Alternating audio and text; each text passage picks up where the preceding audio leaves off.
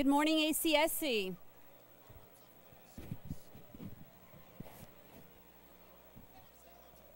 Please feel free to come on forward and fill in the front seats.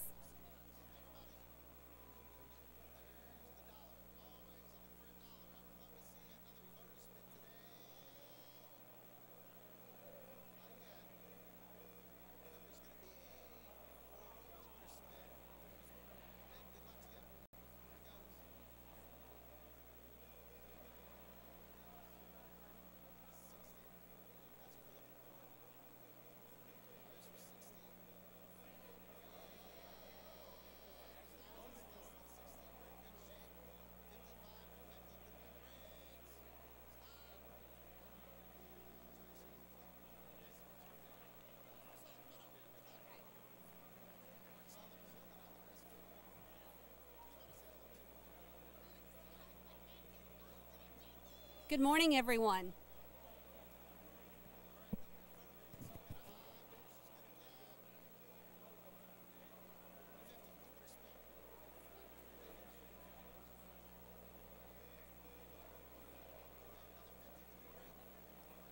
Good morning, everyone.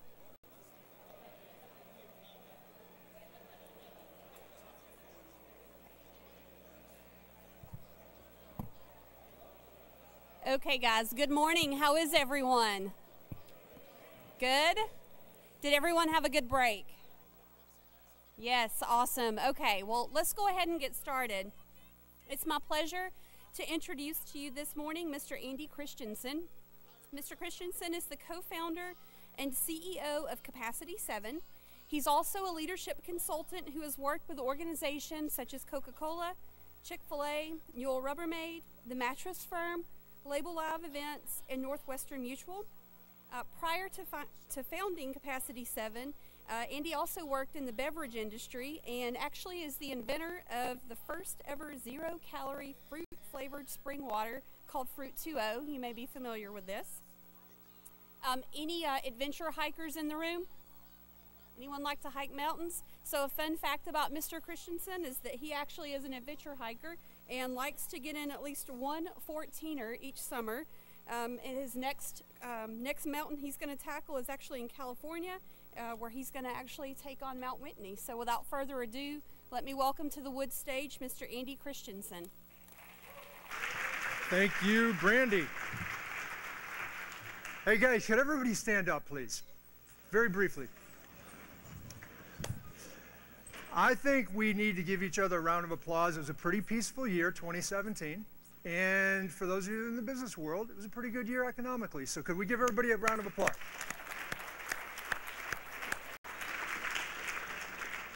And if you're 36 and older, please be seated. Everyone else stay standing, please. I know you're already tired. You know, you sit down, you're old. All right, take a look around. These are our awesome millennials and centennials. Thank you guys for serving. Next generation, round of applause. Come on. This is our future. Come on. This is fantastic. How about 22 and younger? Any 22 and younger? If you could stand up. Come on, look at that. Here we go. Future leaders. You may be seated. Thank you.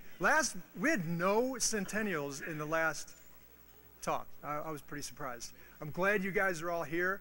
So, millennials, and I'm just going to let you know, I'm going to piss some of you off. You're not going to be happy with what I'm about to say, but keep listening because it might get better. You've heard it said about millennials, and I'm going to put the centennials, 22 and younger, in with millennials because that's what we do in our culture right now. They are said to be lazy, entitled, and lacking social skills. That's just what I hear. I hear millennials say it about millennials. I hear all kinds of people say it about millennials. And I would just offer this story up. This is a true story. Tyler Wexford lives in New York City. And this is a stereotype of what we hear day in and day out in the news. He's on his way. Springtime. He's got a hoverboard that he just got for Christmas from his parents, 25 years old, and he's going to make his way from Soho over to Tribeca where he goes to work. He's got 6 roommates to pay the rent. This is expensive in New York City. And so he gets on the hoverboard, man bun flailing behind him. He's got his e-cigarette, takes a few puffs.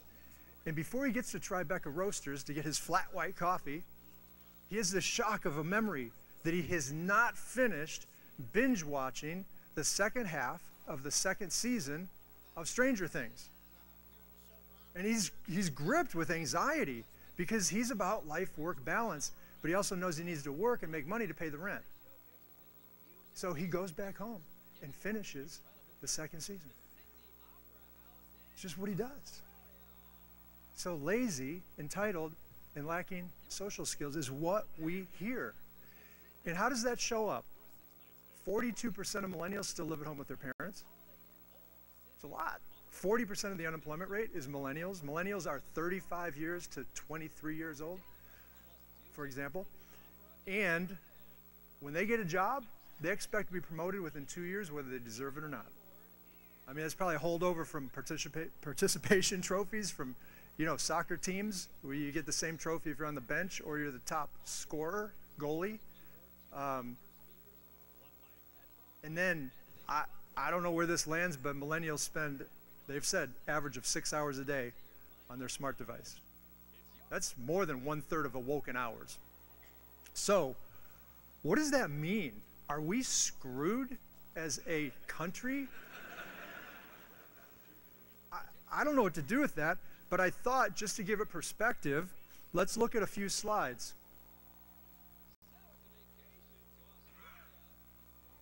Now here's a picture of these lazy generational people just hanging out, going to festivals. I don't know, they don't look too focused to me. And look at them here, parents must be sending them a lot of money because they're just dancing and I don't know what else they're doing. And then lacking social skills. I don't know what kind of friends and influencing people they're doing there. But this generation is never going to amount to anything. That's what I used to hear, because this is a different generation. I know I'm talking about millennials, but I'm going to flip it for a minute. Wait a minute, those are baby boomers. You see that? And it was said of baby boomers, worse things than millennials have ever had said about them. But they are the me generation, they were called. And they call millennials the me generation, the byproducts, the children of the boomers. So if boomers are bad and millennials are bad, of course Gen X, they're in between the two, they're bad. We're all just in a mess. What are we going to do about it? Is the bar open? Can we get Bloody Marys? It's early. Maybe we just need to drink more. Hey, let's do it. You see the irony? The boomers and then the millennials, they're almost similar. The millennials don't know because no one's told you this, have they? You guys you want one that you might really like? Millennials, this is for you. And centennials. Anybody have a smart device? Who invented this device? The smartphone? Pretty much Steve Jobs, right? 63 years old, the late Steve Jobs would be. That makes him a what generation? Boomers. And then they spend billions, right? Billions of dollars to advertise said devices. And most of us have them. 92% of Americans have a smartphone. And what do we do with millennials? We beat up on them because what are they doing? Well, who told them to do it? Are we nuts? The boomers. So I think we all might just need a little readjustment. But let's talk a little more about it. Before you go and you criticize the next generation, remember who their parents were. Right? I mean, we've got to laugh at some of this stuff. And criticism is a form of self-boasting. So it makes sense that every generation beats up on the next one coming along. But is it healthy? And should we be doing it? I'm a big fan of General Quast. You'll hear him this afternoon, and he's one of my favorite thought leaders. And he's quoted as saying, this generation is living in some of the most dangerous of times for the Republic. There is a lot at stake. And he takes it to the next logical conclusion, that is, we have to give, or have we, puts into question, have we given this generation, millennials, what they need to help us in a complex world? We've got this VUCA world out there. equipping you guys to handle it? Or do we just think the few at the top are going to figure it out? You know? So I don't think millennials suck. I think everyone talking about them is old. Even if you're a millennial, you guys beat up on your own kind more, in some cases, than the people that are outside your generation. I was doing a blog the other day, and I put it in front of a millennial before I published it, and I said, hey, what do you think? And she said, well, I like everything in there except they use the word millennial. What? What are you talking about? They're millennials, and she's a millennial. She said, well, it's a dirty word. And we had a few guys come up after the talk a few minutes ago, and they said, we didn't really want to come to this because we saw the phrase millennial in there, and we thought it would just be a beat-up fest. I said, well, it was for a few minutes, wasn't it? I mean, how has it become a dirty word? You are our future. We've got to change this being a bad word, in my opinion. So can we stop hurting and start helping? A friend of mine last night, Wayne the Bear Kinzel, said it this way. Some of you know Wayne down in San Antonio. He said, we've got to quit calling millennials out and start calling them up. Yes, I couldn't have said it any better. So, what else are we dealing with? What are you guys wrestling with? Millennials have grown up in just an information age, right? You know the different ages. You had agriculture, you had industrial, then we have information age. And so what do we also have? There's a lot of misinformation. So how are you going to navigate that? That's where mentors and advisors and helpers come in. This is how many decisions they say we make every day, you and me, every day. Is that sobering? It's a lot. All these little subconscious decisions, brake, gas, but the bigger ones, about 100 big ones a day. Do you know that you guys process more information in 1 year than your great-grandparents did in their entire lifetime? It's that different, what we're dealing with. This generation needs even that much more help to navigate. And they're asking us. You guys are asking us, and we're not responding well. So they've just stopped asking. But every time we do ask millennials what they want, we hear that they want mentors. It's number one of 3 things. So I had an experience with this in terms of millennials. I had a chance to go to Mildenhall, and it was a great experience. And they asked me if I wanted to go up into a flight. And I said, who wouldn't want to go up into a flight? I guess some people don't, but I'm adventurous. So I met these 5 people in the morning, and 3 of them were millennials that went into the briefing room, and I thought, these guys are all like 25. Where's the boss? And I kept looking back at the doors. I was getting a little anxious because we're going in a big airplane. Who's handing them the keys to this multi-million-dollar bird? And they kept briefing, and I kept looking. And then we got done with the brief, and I didn't see anyone. Oh, but then we got to the tarmac. And I figured, well, in the plane, or the pilot will come meet us, right? It's got to be somebody older. So this young lady walks out, all of 19, boom operator. I went, okay, maybe in the plane. No, it was just us. 3 25-year-olds, 19-year-old, and me. I didn't know what to think. But it was amazing. It was absolutely amazing. Were they lazy? They were up at 4 in the morning. That's not lazy to me. Were they entitled? Taking ownership of this multi-million-dollar airplane? Taking ownership of the meeting? Respectful to me? Social skills were amazing. And the honor, what I love about you guys that are in active duty, or have been in active duty, is the degree of, I'll just tell you, we're up in flight, and we get to cruise altitude, and the pilot says, sir, could you do me a favor? Absolutely. What do you need? You want me to fly it? Sure, I'll try. No, it's not it, sir. Trust me. Now you're the irresponsible person. You think we are. No, you are. And he pulls out a book, pulls out a pen, turns around and says, would you sign your book for me? That was a moment for me. And we all deserve one of those, if not more, in our life. And that's what you guys do. That's what these millennials did for me.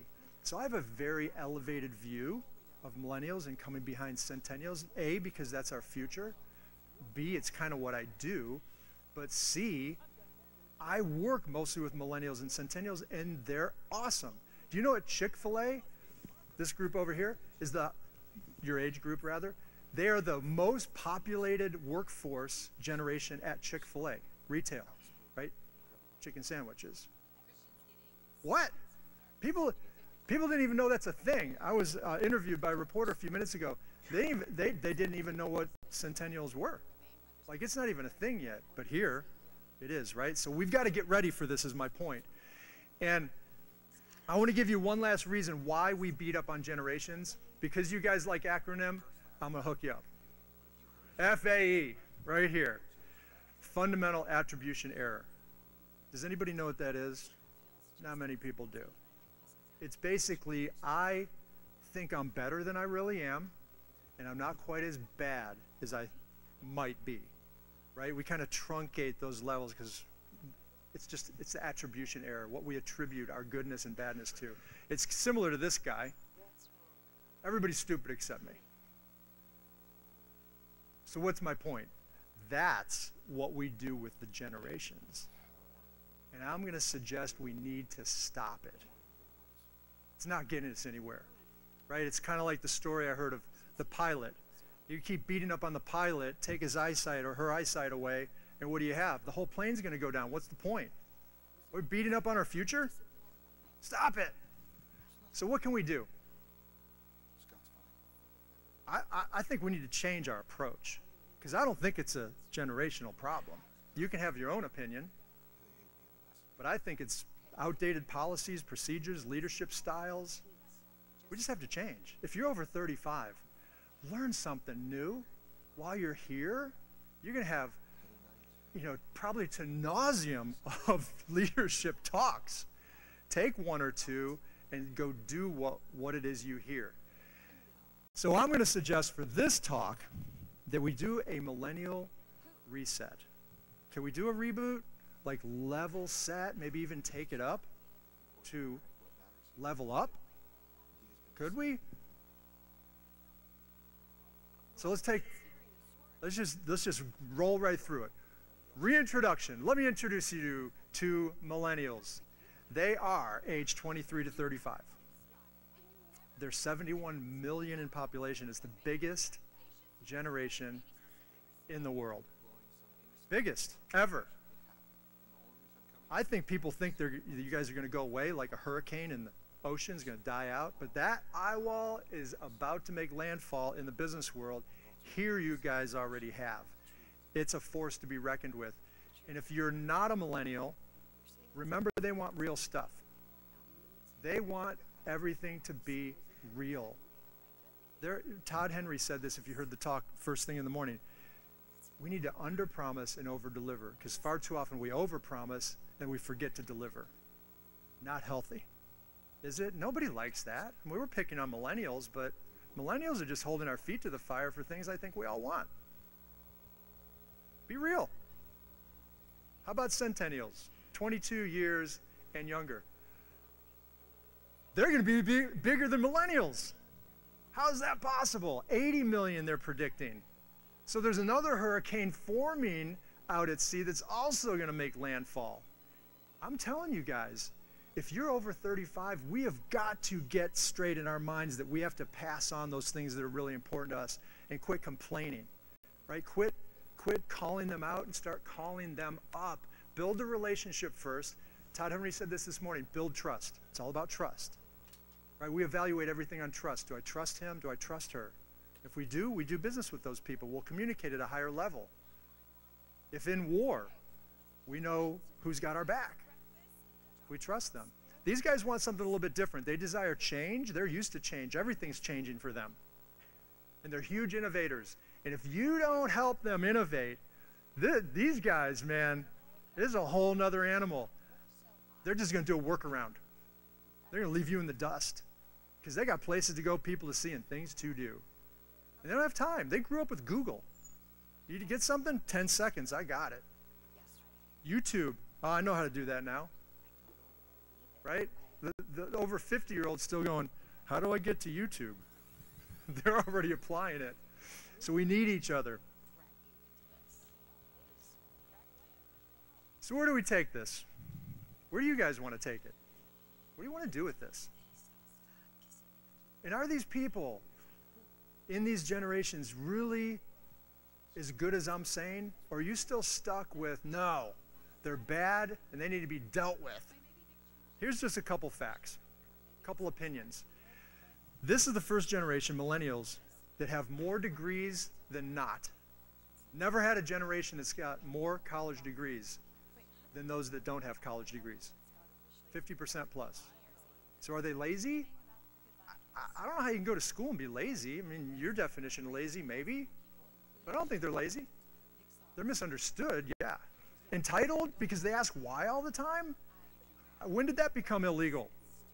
Just get better at answering their questions. My goodness, that's how you learn, by asking questions. And then social? I don't know where people are saying they're antisocial. Yeah, again, 5% of any generation is nuts. And all of us were there at one point. But let's get past that. I see more restaurants starting with the word social in it. You know, Jake's Bourbon and Social Bar. Like they have to get social in there. They're saying, I'm not antisocial. Look, I'm going to put it in the title of our restaurant. That's what I see. All I can tell you is what I see. So if you want to understand how big this generation is, in active duty, millennials and centennials are 78% of the force. That's a lot. That's almost 80%, almost the 80-20 rule. So are you preparing for this? Are you leading in this way? So we're going to hand them the keys, not just to a KC 135. We're handing them the keys to our country. And there's 78 countries represented here. In some ways, we're handing the keys to the world to this generation. Are they ready? Are we equipping them for that? And I'm sorry if we've let you guys down. I apologize. I'm in that older generation. So can we be intentional? Can you make a commitment to doing one thing different, taking one step, and not just hearing another talk, storing it back in your brain somewhere? Maybe you'll do something with it in the future, but be intentional. And to do that, I want to help you get a gut check. And I'm going to give you 10 what we call Workplace 3.0 characteristics of what it looks like to be in a millennial mindset or a futuristic mindset. Now, you can agree or disagree with these 10. They're vetted. They're validated. So we're looking at 2.0. What's 2.0? That's current. And what's 3.0? Where we're going. Or more importantly, where millennials want the workplace to go. Every single millennial? No. Am I stereotyping and generalizing? A little bit. But you get the point. The majority of millennials say they want these things. So that we can get this, right? Everybody working together, rowing together toward a destination. Number one, this is the biggest. Millennials want, again, 35 and under, and centennials, tend to want purpose over a paycheck. In my age group, we would leave a job and, hey, why are you quitting? I got $5,000 more at that job. Wow, are they hiring? Now a millennial will quit and somebody say, why are you quitting? I'm going over there, I got more purpose. Well, what about money? I'm making $5,000 less. High five. It doesn't make sense to the older generation. They're going for purpose, not a paycheck. It's huge. It's a huge difference. But don't we all want purpose? Plus a paycheck? Paycheck's nice, right? You got to have the paycheck too. But again, there's a tension here, and that's what I'm trying to say. There's a tension between these two. Embrace the tension. And how many of these are you getting on the right-hand side? Because if you want to be progressive and influence this generation, you need to be in the orange. So score yourself. We're going to have 10 of these. How you doing so far? 0 for 2, 2 for 2, 1 for 2. They want freedom over micromanagement. How many people love to be micromanaged? Come on now. I know you're out there. Nobody. Freedom. We're a country of freedom. We're a world that desires freedom, except for those few dictators. 9 to 5 or flexible work hours. If there's a funeral on a Friday afternoon, don't you want to be able to go to your family member's funeral and not feel the guilt that, well, it was at 3 o'clock. You need to be here till 5. I think we like freedom. So figure that out. You choose the employee or the employee chooses you. It's a little different in the military, right? People are signing up and they're here for a period of time. But that doesn't mean their heart is with you. They might be phoning it in. So get there. Help them understand your mission of your department, your team. Understand your leadership, as Todd Henry put it this morning, your point of view, your POV. Let people know. Information is power. So tell them or challenge them. People like to be challenged. How about the C-suite innovates? Or could you have everybody innovate? You want 100% of one person or 1% of 100 people? You're going to get more out of the 1% of 100 people. Because if they give you 2%, now you get 200%. Build the company brand or build your own brand. Millennials want to build their own brand. A lot of them have 2 business cards, the company they work for, and they're like, by the way, I do this on the side, I'm a consultant. What? You gotta be kidding. They're building their brand. And we don't like that. Over 35-year-olds, a lot of us. But isn't it the same thing we did? We called it building our resume. It's just a different name. Get on board. I challenge you to get on board. Annual performance reviews, or should we have ongoing conversations? Millennials love feedback. Can you meet with somebody more than once a year and let them know how they're doing? Please, it's just helpful. And the last one, I know that your missional organization and the return on investment is the mission, and that's very, very important, and we thank you. I thank you for being on that mission. I would ask you to add to it this return on life, ROL. Can you have some conversations or just ask and listen, hey, what's important to you in your life? Wouldn't that be a great question to ask some people on your team? Hey, I'd love to grab breakfast or a cup of coffee. I'd just like to hear what's important to you. You know, if you want to know how to lead this generation, don't miss this. Everybody look up here. Don't miss this one. This is so powerful, and we all miss this. Most of us miss this. If you want the answers to the test, just ask them. Hey, what can we do to make this a better culture? What can we do to make this a better team? What could I do to lead you better? It's not weak, it's smart. And I know if you're over like 40 or 50, that feels weak.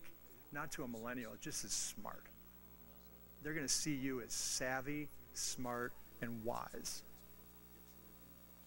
So how'd you do? 10 out of 10, 0 out of 10? I would suggest that if you're 0 for 4 or 0 to 4, you might want to up your game a little bit. Just consider it. And if you scored 5 to 10, I think you're getting there. I think you're getting there. So, what's this all about? These are some gnarly guys. I love this picture. I mean, these are some, look how happy they are fighting and getting some food. That's got to be trench warfare. That was rough stuff. I don't know if that's Battle of the Bulge or that's probably World War I, even further back. Yeah, that's not World War II, is it? So, if you heard of the phrase, leaders eat last. Any Marines? We hear it, right? The Marines started this, as I understand it, and it was not a sign of bravado, but more of, we want to do something really important for the people on the front lines. And I think, if I understand it right, it was about honor. Fair? Those you honor will honor you. Can we get the whole generational crap out of our vocabulary and just start treating people with honor and not worry about what's that going to look like for me as a leader? Is it really that much about you? Come on. Generation lies in the balance, and I feel like we have wasted time. And we've got more coming behind them. We have got to figure this out. So I put an exclamation mark on there. I believe it is honor. And I challenge you guys to start honoring your brothers and sisters around you by treating them as more important than you.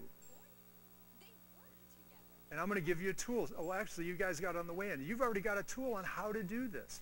and questions to ask. Now it's just a matter of doing it. Right? Pretty simple. And some of the best, greatest, successful leaders in history have mentors. In fact, the president of the United States, since I think John Adams, have had 12 to 15 cabinet members. Why would arguably one of the smartest people in the world that gets to the president's office need help? Aren't they smart? Why did President Obama, why does President Trump, why do they need help? Don't answer that. But everybody needs help, right? Call it a wingman, Yaya Sisterhood, Band of Brothers, Mastermind Group, Friendtor, Advisor. You guys all can get these mentors. Even Luke Skywalker had Yoda. I mean, it just makes sense, right? The hero needs a guide. Whenever I ask a group if they had mentors early in life, anyone that really changed their life, people always raise their hand. They say, yeah, I tell you about my grandma. For me, it was my grandmother. And then it was my uncle. And then it was a coach in school. Everybody has somebody if you got to this point in life. So if that's the case, why don't you have more? Why not get more? You know, they found you generally before the age of 21. But now you have to find them. You see that? You see where that flips? Somewhere around 20, 21. All of a sudden, you've proven you can do it on your own. So we're like, good, go for it. Off the payroll, you're off doing your own thing. But that doesn't mean you don't still need people. We all do. And the number one thing I hear millennials ask for is a mentor. I don't care what they make it look like. They're asking for it. And we all need mentors. I don't care what age you are. Everyone here should get a mentor. And then give back. Give back of your abundance. I asked some guy if he'd mentor me. I said, I just want one meeting, one time for 1 hour. He said, I don't think I have anything to share. I said, well, why? He said, I just made so many mistakes. Awesome. Can I hear those? I just hear your mistakes. And the guy's like, oh, I'm trapped. And he loved it. He just wanted to know if I really would appreciate him. Because we're scared. If we admit it, we're scared of not showing up. You want me to be your mentor? That's heavy. Just answer a couple questions. Give me your opinion, right? We need to bring it down a notch or two or three. Let's not make this all perfect, all-knowing. I know I used Yoda, and Yoda was that. But they're really just people that might be one step ahead of you. You want to get in better physical fitness? What do? Go find somebody that's already there and say, can I pick your brain?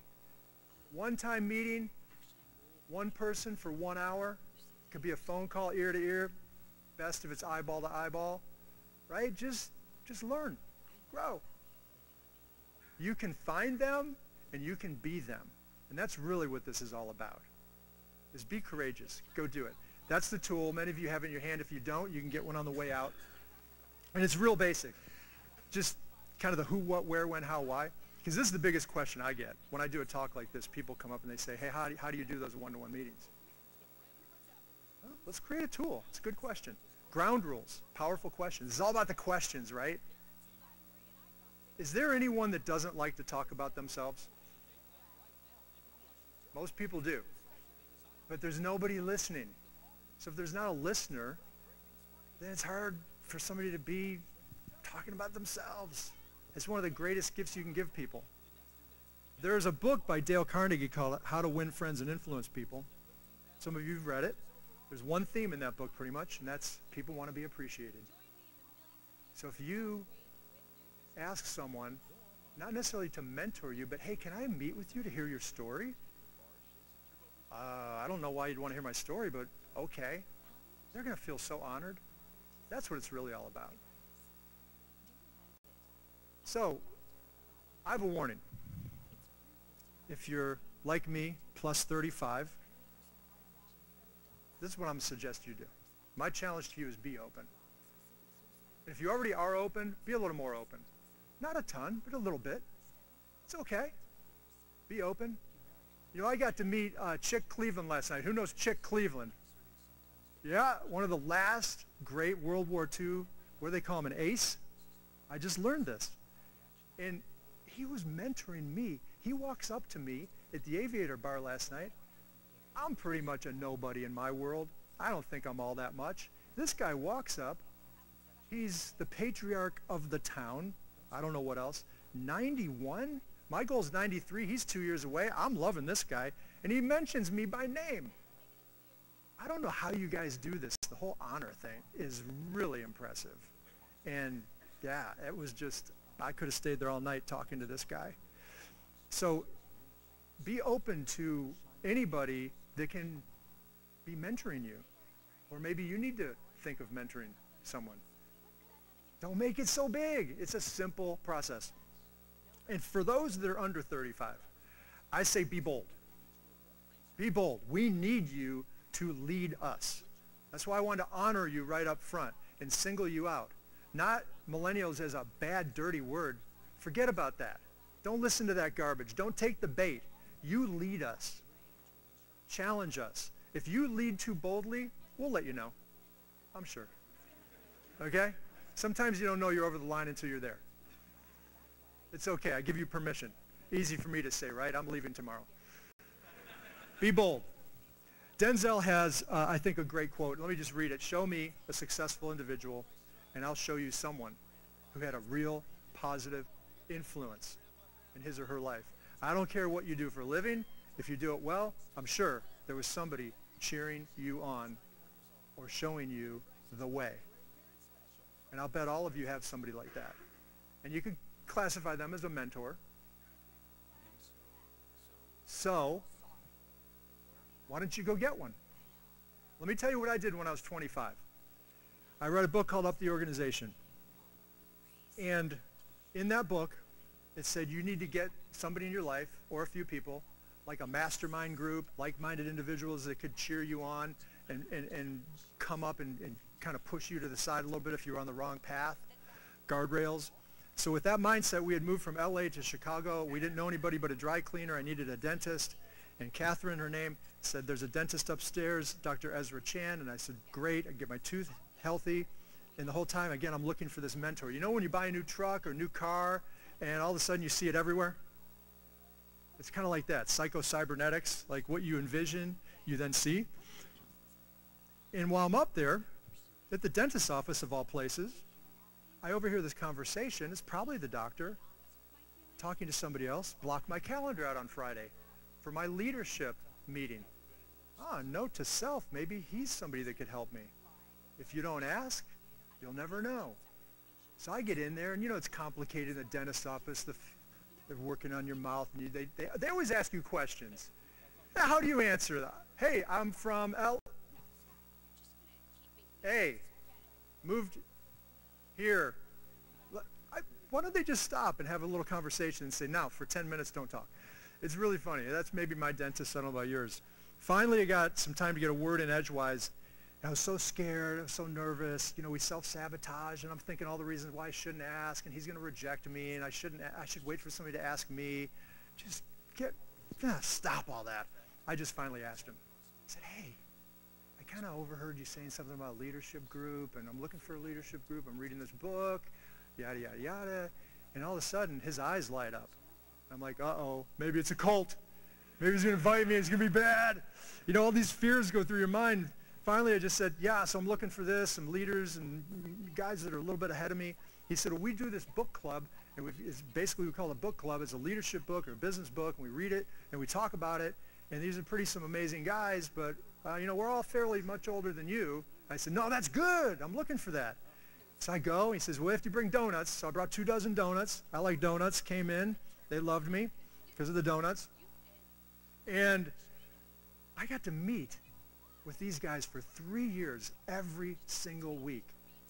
Wisdom. And then they loved having me there because I was kind of closer to the age of their sons and daughters. So they're having issues with their kids, and I say, no, don't do that. Trust me. That's going to be a fail. Do this. And, you know, now I'm on the other side of that, of course. And it was amazing. It was free. The other free thing I got, the leader of that group, which is another guy, he's still a mentor of mine too today. So it's like 20 years worth. Why is that such a bad thing? To ask somebody to meet with you. Just one question. I got all that. What could you get with one question? To help you be all you can be, to be the best version of yourself. So as we close, you've got 3 options. With all these talks, same thing. Do nothing. Sit there, nod your head. Like we do, we pack stuff in. I call it death by teaching. You know, people want a guide by their side more than a sage on the stage. So go get yourselves a guide. Or you can just say you'll do something. We're pretty good at that too. Yeah, I'm going to do something with that. Really? How about if you just do something? They're your options. Do with them as you want. But that's what I would recommend. Because if nothing changes, nothing's going to change. So go be that change. We need you guys to do that. So let me stop here. I don't know if we have time for a little Q&A. If anybody has questions, we could dive into that. You think we can do a little Q&A? Okay. I don't know how you guys do it here. There's microphones, or you can just belt something out. Anybody have questions, or you can get out early? What do you think? Yes, sir.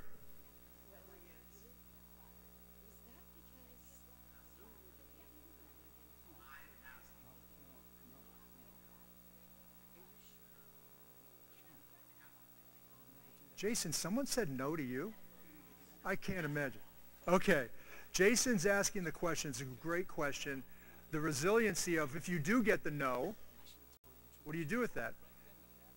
The way I look at it, create your top 10 list. And if 2 or 3 of them say no, you got 7 more coming. Now, I also like to challenge. So if somebody says no, I'm going to say, how come? Because I think sometimes it's their insecurity. Like, you're a pretty sharp guy, really sharp guy. So I might be insecure if you're asked, you want to come to me and talk to me, right? Because you're all pretty successful people, I would guess. So qualify it. I'd say qualify it. Push them. Yeah, wait for 2 no's. What else?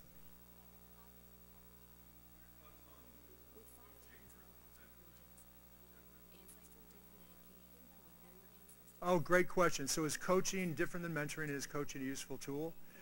I'm a big fan of both. I look at it this way. You've got counseling and therapy, which is kind of exploring your past, very worthwhile. And then mentoring to me and coaching go up to the typically healthier, you're kind of out of the hole, if you will, and you want to advance. To me, coaching is something you pay for, mentoring is something for free. There's some semantics in there, but coaching is like, I'm going to pay you, and you better be on me like white on rice. Mentoring is a little more, yeah, we'll meet if we can. It depends on the people. Does that at all answer your question?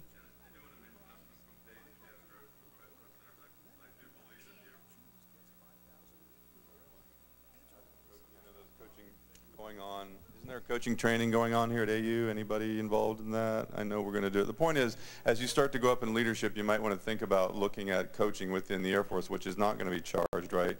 There is an organic coaching developing process that's happening. I know the AU has a 2-week coaching process, and so when some of you get into leadership positions, because of self-awareness obviously is a problem sometimes for ourselves. So I was just going to mention that. Thank you for your time.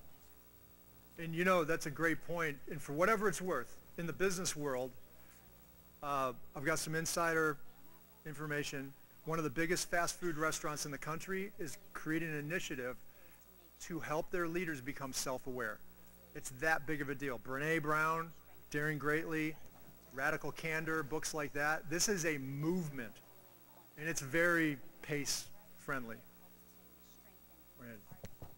I have more of a comment. Rich, to your point there, for a lot of you in the room, you'll be, God, I can't even see, my eyes are so bad. You'll be squadron commander soon. Some of you have already been squadron commanders. And the first time that I was blessed with a group commander who coached us, the squadron commander team, and it is free in the Air Force, was at Osan. And a guy named Mike Newman, Anger Newman, tall guy, bald, mean as hell. And our first 2 months of being his squadron commanders in his ops group were miserable. They were absolutely miserable. Recalling pilots on sorties because we didn't get things accomplished. There was this lack of trust, and all of a sudden, when we got into his fold, he spent 2 hours every Friday afternoon with us talking through his decision processes and exploring what we needed as squadron commanders, what he wanted as a group commander, and then we understood each other and how we made decisions. And it was the first time in my Air Force career where a leader let us, his team, into the way he views the world, the way he makes decisions, and it was really a good experience. So it was one of the things that I used in modeling my behavior as it became a vice commander, a wing commander, just to grow that team so you have a better understanding of how you come to consensus and make decisions. Yeah. It's well said. It's well said.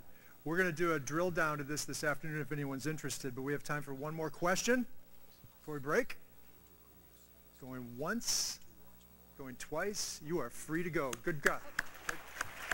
Hey, let me make a few admin remarks before you depart for lunch. Just wanted to remind you of all the food trucks that are outside, so there's ample opportunity to eat here. That's the first thing. The second thing is that General Quast will speak in Polifka at 13:30, so please be in your seats prior to 13:30 for General Quast. And the last admin comment, if you downloaded the lab schedule from the app and printed it, there's been a brief change to it. That link has been deleted from the app. Just make sure to go to the ledxau.com website, and the schedule that's posted on the .com site is correct. Okay? Okay, enjoy lunch.